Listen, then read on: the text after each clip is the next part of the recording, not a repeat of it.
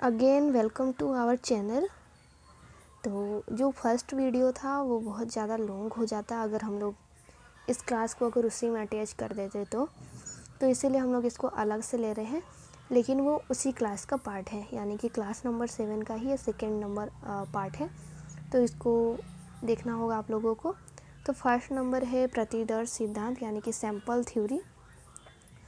तो इस सिद्धांत के अनुसार जो व्यक्ति में अनेक योग्यताएं होती हैं, लेकिन जब वो उसी कार्य का संपादन करता है तो वो जो भी कार्य कर रहा है तो वो उसका थोड़ा थोड़ा प्रतिदर्श ले लेगा या फिर नमूना ले लेगा, और उन सारी चीज़ों की सहायता से वो एक नवीन योग्यता यानी कि एक नई एबिलिटी जो है उसको लाने का प्रयास करेगा। तो इस प्रकार की थ्योरी को हम लोग बोलते हैं सैंपल थ्योरी, जो कि थॉमसन के द्वारा दिया गया था। फिर है समूह कारक सिद्धांत यानी कि ग्रुप फैक्टर थ्योरी, जिसको कि लुइस एल थर्स्टन के द्वारा दिया गया था। इसमें इन्होंने 8 मानसिक योग्यताओं की खोज की है, जो कि है फर्स्ट नंबर शाब्दिक योग्यता, दूसरा है अंक योग्यता, तीसरा है दैसिक योग्यता यानी कि फिर है 4 नंबर निगनात्मक योग्यता, फिर है आगमनात्मक योग्यता, और फिर है शब्द प्रवाह यानी कि वर्ड पावर जो होता है। उसके बाद है स्मृति यानी कि मेमोरी, और प्रत्यक्ष ज्ञान योग्यता। तो ये सारी होती हैं जिनको कि हम लोग बोलते हैं थर्स्टन की 7 प्राइमरी मेंटल एबिलिटीज़। तो ये शाब्दिक योग्यता यहाँ पर आप लोगों ने देख रहे होंगे कि इसमें हम लोग वर्ड यूज़ किया है, जैसे कि भी है, भी का मतलब है वर्बल एबिलिटीज़। अंक की योग्यता यानी कि एन जो लिखा हुआ है उसका मतलब है नंबर एबिलिटीज़ या फिर न्यूमेरिकल एबिलिटीज़। फिर है निगनात्मक योग्यता यानी कि डिडक्टिव एबिलिटीज़, और फिर आगमनात्मक योग्यता यानी कि इंडक्टिव एबिलिटीज़, एंड फिर है शब्द प्रवाह यानी कि वर्ड फ्लुएंसी। उसके बाद है स्मृति यानी कि मेमोरी, प्रत्यक्ष ज्ञान योग्यता यानी कि इसको पी से डिनोट किए हैं, जिसको कि हम लोग पी से बोलते हैं परसेप्चुअल स्पीड। तो यहाँ पर हम लोगों ने उसी चीज़ को यहाँ पर लिखा हुआ है। और ये जो थे थॉर्स्टन जो थे, इन्होंने बोला कि मैं सिर्फ जी के यानी कि ग्रुप जी यानी कि जो जनरल फैक्टर जिसको बोला था हम लोगों के मनोवैज्ञानिक ने, उनका इन्होंने विरोध किया और इन्होंने बोला कि मैं इस चीज़ पर विश्वास नहीं करता कि सिर्फ एक ही प्रकार का बुद्धि व्यक्ति में हो सकता है, उसमें 7 प्रकार की मेंटल एबिलिटीज़ होते हैं, ये इन्होंने कहा। और वो 7 मेंटल एबिलिटीज़ ये हैं जो आप लोगों को पिक्चर में दिखाई दे रहे हैं। तो एक एक करके इन सबको डिस्कस करेंगे हम लोग कि क्या क्या होता है। तो चलिए देख लेते हैं। न्यूमेरिकल एबिलिटी यानी कि उसमें नंबर की बहुत अच्छी समझ होती है, यानी कि गणित के बारे में वो ज़्यादा जानता है। फिर है मेमोरी यानी कि उसके जो स्मरण करने की क्षमताएं हैं वो बहुत ज़्यादा होती हैं। फिर है इंडक्टिव रीजनिंग यानी कि वो उदाहरण के द्वारा चीज़ों को सिखा पाता है बच्चों को, तो वो इंडक्टिव रीजनिंग। उसके बाद है परसेप्चुअल स्पीड यानी कि कितनी उसकी स्पीड है किसी भी कार्य को करने में, यानी कि प्रत्यक्ष ज्ञान योग्यता यानी कि जो भी ज्ञान है उसके अंदर वो दूसरों को कितना दे पा रहा है, ये सारी चीज़ें। फिर है वर्बल फ्लुएंसी यानी कि शब्द में उसका प्रवाह कितना है, वो शब्द को कितनी अच्छी प्रकार से बोल पाता है, ये एबिलिटी भी उस पर मायने रखती है। इस प्रकार की एबिलिटी भी पाई जाती है, ये कहा था थर्स्टन ने। फिर स्पेशियल रिलेशन यानी कि जो भी स्थानिक गतिविधियां हैं उसके सामने हो रही हैं, उनके सामने उसका रिलेशन कैसा है। आगे है वर्बल कम्प्रहेंसन यानी कि जो भी शब्द के द्वारा जो बातचीत हो रही है वाक्यों के द्वारा। तो ये सारी मेंटल एबिलिटीज़ बताई गई थी थॉर्स्टन के द्वारा।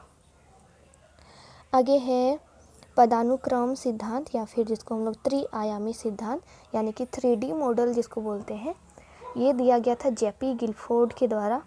और इन्होंने जो मानसिक योग्यता है उसको 2 प्रमुख खंडों में विभाजित किया है, जिसमें कि फर्स्ट खंड इन्होंने शाब्दिक बताया, दूसरा खंड इन्होंने अंकित बताया, और जो तीसरा था उसको इन्होंने इतना इम्पोर्टेंट नहीं माना है, बट ये भी होता है। और तीसरा होता है वो शैक्षिक योग्यता। तो द्वितीय खंड में जो होता है, एक सेकेंड, जो प्रथम खंड है इन्होंने उसमें 3 फैक्टर बताए हैं। फर्स्ट है शाब्दिक, दूसरा अंकित, तीसरा है शैक्षिक योग्यता। और द्वितीय खंड में 4 प्रकार की योग्यताएं आती हैं। फर्स्ट है क्रियात्मक, दूसरा यांत्रिक, तीसरा देशिक और चौथा है शारीरिक योग्यता। तो ये दोनों जो योग्यताएं हैं वो जो बहुत ज़्यादा प्रमुख है और इन्हीं दोनों के बारे में इन्होंने बताया है। तो क्या है इसको हम लोग देख लेते हैं एक बार। तो इस यहाँ पे जो आपको दिखाई दे रहा है, ये जो फिगर दिखाई दे रहा है, इसको आप लोगों को ज़्यादा अच्छी प्रकार से समझ में आएगा। यानी कि जैसे मैंने बोला आप लोगों को, तो ये इन्होंने 2 प्रकार का दिया है, एक 1 एंड 2। तो शाब्दिक, अंकित, शैक्षिक ये एक खंड में है और दूसरे खंड में है क्रियात्मक, यांत्रिक, देशिक, शारीरिक। तो ये सारी चीज़ें होती हैं जिसको कि ये जे.बी. गिलफोर्ड के द्वारा दिया गया है, जो 3D डायमेंशनल में दिया है। इससे आपको अच्छी प्रकार से क्लियर होगा।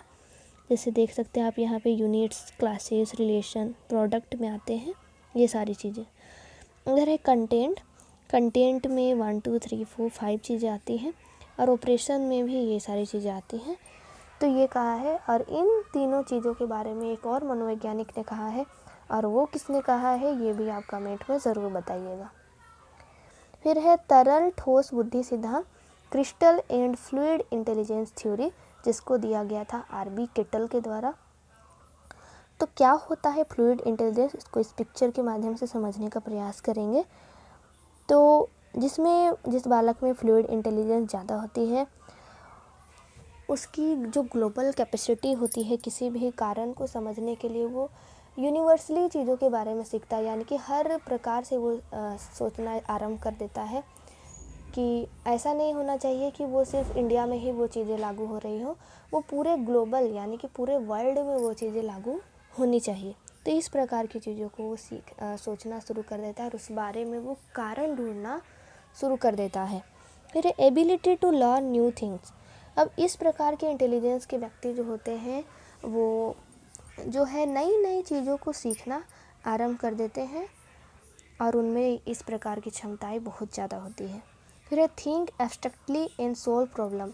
अब जो भी चीज़ें होती हैं उनके बारे में वो अमूर्त रूप से चिंतन करते हैं।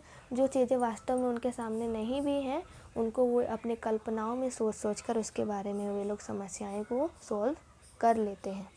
सेकेंड है हमारे पास क्रिस्टलाइज्ड इंटेलिजेंस। तो क्रिस्टलाइज्ड इंटेलिजेंस में क्या होता है कि praevia learning and past experiences. तो जो भी उसके अंदर जो पूर्व के ज्ञान है या फिर पहले के जो भी एक्सपीरियंस है, उनके द्वारा बच्चा सीखता है। फिर है बेस्ड ऑन फैक्ट्स। अब उसके सामने जो सच्चाई आती है वो सिर्फ वहीं तक रह जाता है, वो खुद से सोचना उतना नहीं चाहता है। और ये जो क्रिस्टलाइज इंटेलिजेंस होती है वो एज के साथ साथ यानी कि उस बच्चे की उम्र बढ़ने के साथ साथ ये भी बढ़ती है, ये कहा जा रहा है। आगे है बहुबुद्धि सिद्धांत, जिसको कि थ्योरी ऑफ मल्टीपल इंटेलिजेंस बोलते हैं। इसको दिया गया है हार्वर्ड गार्डनर के द्वारा और इसको आप लोगों ने ऊपर अच्छी प्रकार से पढ़ लिया है। तो इसको आप लोग एक बार फिर से देख लीजिए ताकि और अच्छी प्रकार से आप लोगों को क्लियर हो जाए। नेक्स्ट हम लोग देखने वाले हैं बुद्धि लिब्धि या फिर इंटेलिजेंस क्वोशेंट। तो स्टार्ट करते हैं।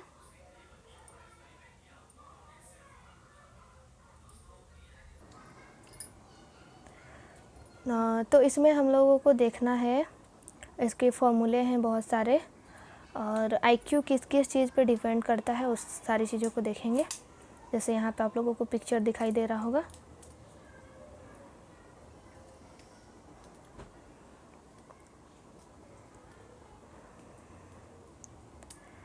तो आईक्यू जो होता है वो किसी भी व्यक्ति में, किसी भी बालक में कितनी बुद्धि है उसका आकलन करने के लिए हम लोग बुद्धि लब्धि या फिर आईक्यू यानी कि इसको हम लोग इंटेलिजेंट क्वोशेंट बोल रहे हैं, उसका हेल्प लेते हैं।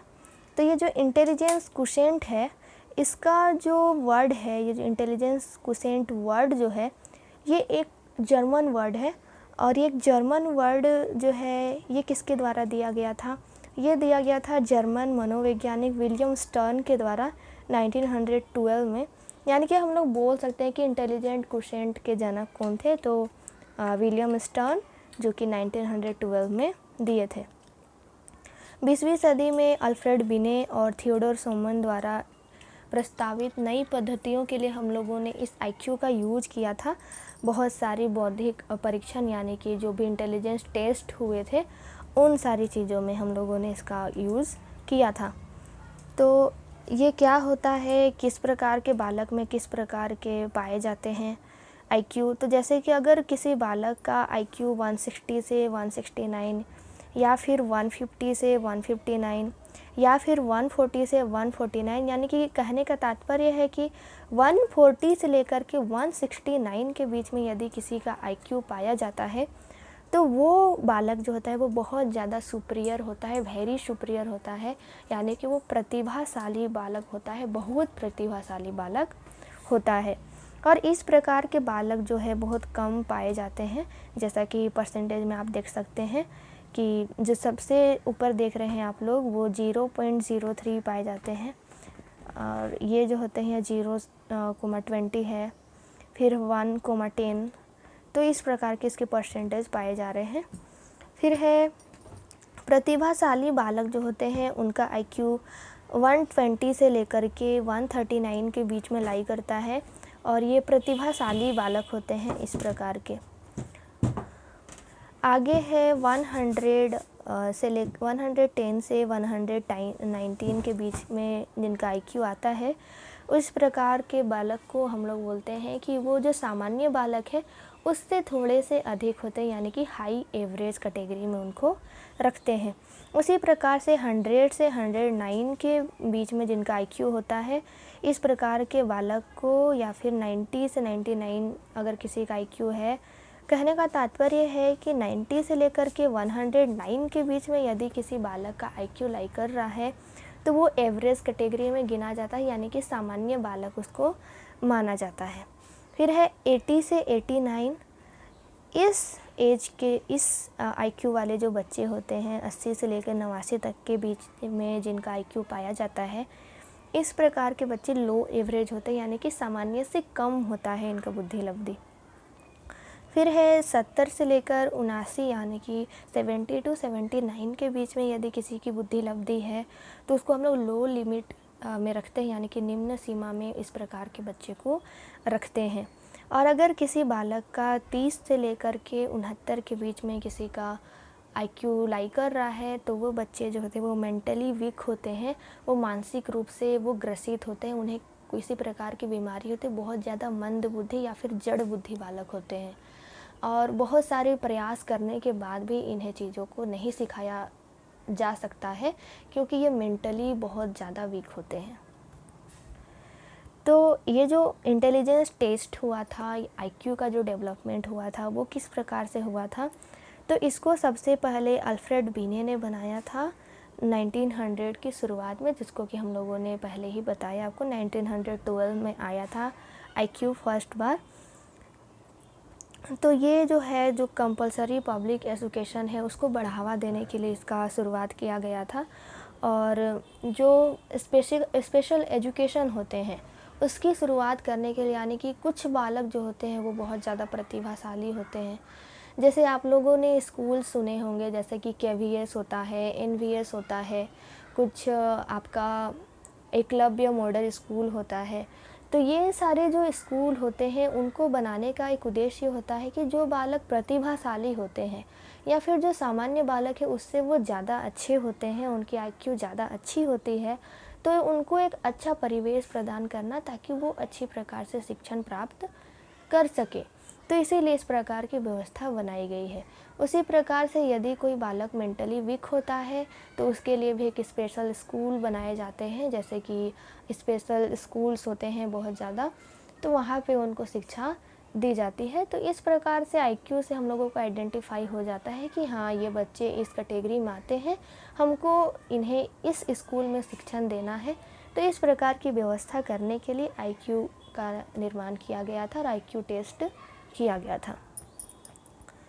फिर है आजकल जो बुद्धि लब्धि होती है वो एक संख्यात्मक मान है, क्योंकि जहाँ तक हम लोगों ने ऊपर देखा है अभी तक हर एक चीज़ को हम लोगों ने डिजिट्स में ही बताया है, न्यूमेरिकली बताया है चीज़ों को। तो ये संख्यात्मक मान ही होता है बुद्धि लब्धि। और बुद्धि लब्धि जो होता है, जिसके सामने किसी व्यक्ति में कितनी बौद्धिक क्षमता है, वो प्रतिभाशाली है, मंदबुद्धि है, कैसा है, उन चीज़ों को जानने के लिए बुद्धि लब्धि परीक्षण किया जाता है। और ये जो बुद्धि लब्धि परीक्षण होता है, इसके लिए हम लोगों को कुछ फॉर्मूले दिए जाते हैं, और ये फॉर्मूला होता है आईक्यू निकालने के लिए, जिसमें हम लोगों को दो कॉन्सेप्ट की ज़रूरत पड़ती है। एक होता है मेंटल एज और एक होता है क्रोनोलॉजिकल एज। तो मेंटल एज क्या होता है और ये मेंटल एज का कॉन्सेप्ट किसने दिया था? तो मेंटल एज यानी कि उस बालक की जो बौद्धिक क्षमता है, यानी कि उसकी बुद्धि की जो एज है, उसके ब्रेन का जो एज है वो कितना है, वो मेंटल एज है। अब क्रोनिकल एज क्या है कि वो बालक की वास्तविक आयु क्या है। जैसे अगर कोई बालक 5 साल का है तो हम लोग उसका क्रोनिकल एज भी मानेंगे 5 इयर्स, ठीक है। लेकिन अगर किसी बालक का बुद्धि जो है वो 5 साल के बच्चे का है, वो 5 साल के बच्चे का ही बुद्धि है, लेकिन वो 5 साल के बालक की तरह नहीं, बल्कि वो 10 क्लास के बच्चे की तरह उसकी बुद्धि चल रही है। तो 10 क्लास के बच्चे की जितनी उम्र होगी, यानी कि मान लेते हैं कि उस उम्र में लगभग 15 साल के बच्चे चले जाते हैं 10th क्लास तक। तो अगर 10th क्लास में उसकी जो बुद्धि की आयु है वो 15 साल है, तो मेंटल एज उसकी 15 वर्ष हो जाएगी और उसका क्रोनिकल एज तो 5 वर्ष ही रहेगा। आशा करती हूँ कि इतना आप लोगों को समझ में आ गया होगा, और अगर नहीं आया है तो इसको हम लोग फिर से एक बार समझने का प्रयास करेंगे।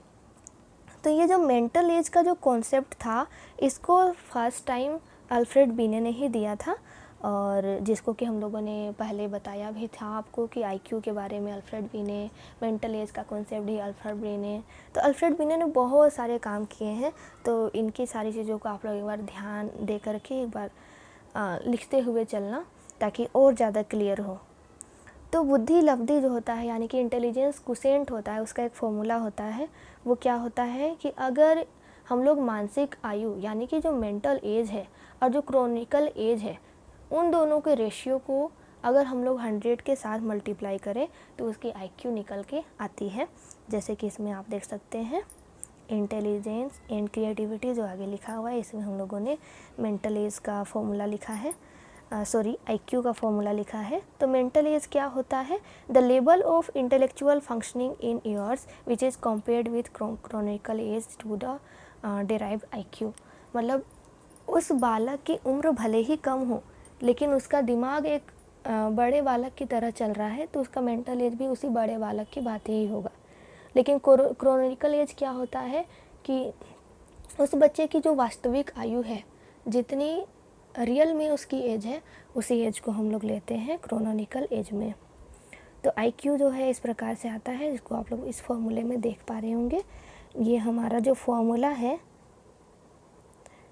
ये बहुत ही ज़्यादा इम्पोर्टेंट है, इसको आप बिल्कुल ही ध्यान में रखिएगा, ताकि आगे चल कर के आपको किसी प्रकार की कोई समस्या ना हो। तो बुद्धि परीक्षण में शिक्षा में ये जो आईक्यू टेस्ट है वो किस प्रकार की भूमिका निभाती है, तो ये सारे हैं। फर्स्ट है व्यक्तिगत विभिन्नताओं की जानकारी हेतु, यानी कि बालक एक दूसरे से भिन्न किस प्रकार है, कौन ज़्यादा प्रतिभाशाली है, कौन मंद बुद्धि है, कौन पिछड़ा हुआ है, इन सारी चीज़ों को डिफ्रेंशिएट करने के लिए हम लोग इसका यूज़ करते हैं। दूसरा है मंद बुद्धि बालकों की जानकारी हेतु। फिर है बालकों के वर्गीकरण हेतु। अब हम लोग को कैटेगराइज करना है कि हम लोग को प्रतिभाशाली को अलग रखना है, पिछड़े वालों को अलग रखना है, मंद बुद्धि को अलग करना है, तो इसके लिए भी हम लोग इसी कॉन्सेप्ट का यूज़ करेंगे। फिर है व्यावसायिक मार्गदर्शन हेतु, यानी कि बच्चे का जो बुद्धि है वो किस क्षेत्र की ओर ज़्यादा है। इन सारी चीज़ों को जानने के लिए भी हम लोग, जब तक हम लोग ये नहीं जानेंगे कि उसका रुचि किस क्षेत्र में ज़्यादा है, उसे सिंगिंग में ज़्यादा फोकस्ड है या फिर वो उसको पढ़ने में ज़्यादा रुचि है, ये चीज़ जब तक हम लोग नहीं जानेंगे तब तक हम लोग उसका व्यावसायिक रिलेशन नहीं कर सकते हैं। तो उसको एक अच्छा जॉब प्रेफरेंस देने के लिए भी हम लोगों को उसके आईक्यू के बारे में जानना ज़रूरी है। उसी प्रकार से व्यक्तित्व की जानकारी हेतु, प्रतिभाशाली बालकों की पहचान हेतु, अधिगम क्रिया के मार्गदर्शन के लिए, बालकों के व्यवहार संबंधी समस्याओं के समाधान में भी बुद्धि परीक्षण उपयोगी होता है। छात्रों को छात्रवृत्ति देने के लिए, जैसे बहुत सारी छात्रवृत्तियाँ दी जाती हैं हमारे देश में और हमारे राज्य में भी बहुत सारी दी जाती हैं, तो वो भी इसी के द्वारा ही निर्धारित किया जाता है। बहुत सारे जैसे कि साइंस एग्जीबिशन लगाए जाते हैं बच्चों के, उसमें भी हम लोग ये डिटरमाइन करने की कोशिश करते हैं कि कौन बच्चा जो है ज़्यादा साइंटिफिकली सोचता है चीज़ों के बारे में। उस क्षेत्र में भी बच्चों को स्कॉलरशिप दी जाती है। फिर बहुत सारी ऐसी चीज़ें हैं और आजकल तो बहुत सारे इंस्टीट्यूट वगैरह भी जो होते हैं वो भी इस तरह के कार्यक्रम करते हैं ताकि बच्चे जो प्रतिभाशाली हैं उनका सही मार्गदर्शन किया जा सके। फिर है असामान्य बालकों का व्यक्तित्व अध्ययन करते समय बुद्धि परीक्षण उपयोगी सिद्ध होता है। बुद्धि परीक्षाओं का प्रयोग शोध कार्यों के लिए बहुत ज़्यादा महत्वपूर्ण होता है। मूल्यांकन की वैधता की जांच करने के लिए भी बुद्धि परीक्षण का उपयोग किया जाता है।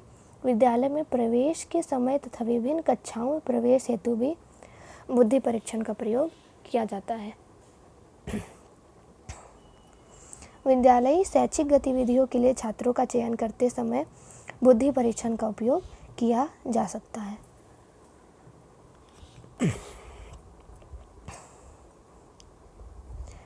अब एक चीज़ आता है, एक टर्म आता है जिसको आजकल के समय में बहुत ज़्यादा यूज़ किया जा रहा है।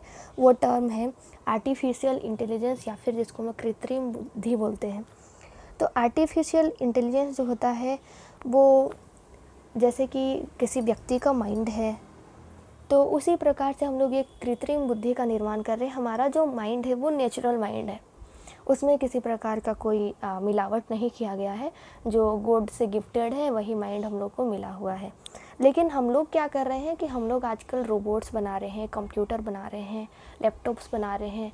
तो ये सारे चीज़ जो होते हैं ये सारे आर्टिफिशियल इंटेलिजेंस के एग्जाम्पल होते हैं और ये आजकल बहुत ज़्यादा यूज में आ रहे हैं क्योंकि ये कोई भी कार्य को बिना किसी समस्या के, बिना किसी त्रुटि के एकदम एक्यूरेटली और वो भी स्पीड से कर पाते हैं।